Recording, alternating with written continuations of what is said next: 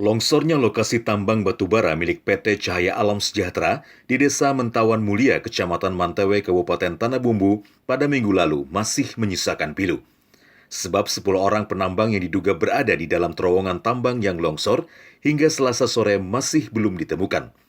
Tim SAR dan Tim Badan Penanggulangan Bencana Daerah BPBD Batu Licin masih berusaha mencari korban sambil memompa air yang menggenangi mulut tambang.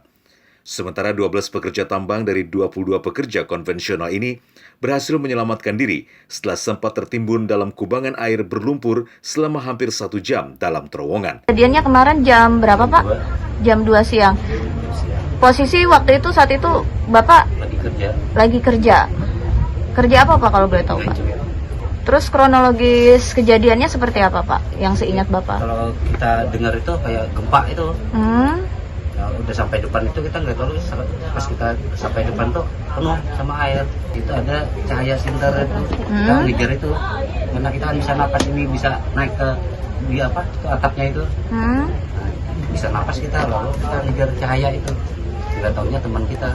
Makanya dia yang menyelamatkan kita. Meski berhasil menyelamatkan diri, namun warga Kuala Kapuas, Kalteng berusia 40 tahun ini masih syok karena anaknya belum ditemukan. Makanya kita nggak bisa lagi menyelamatkan diri. Nah, anak kita itu sampai pegangan sama kita, kita ditendang air di sini, langsung nggak tahu gimana aneh lagi, nggak tahu lagi. Anak kita lepas di dalam. Kita tuh sampai 1 jam kita dalam air itu. Hingga Selasa sore, tim medis masih melakukan perawatan kepada korban yang selamat. Sedangkan upaya pertolongan masih dilakukan tim SAR dengan melakukan penyelaman di lubang tambang yang menganga. Namun kondisi air yang keruh dan debitnya tinggi membuat mulut tambang masih belum kelihatan. Dari Mantewe, Kabupaten Tanah Bumbu, Heni Kalsel, Satunet.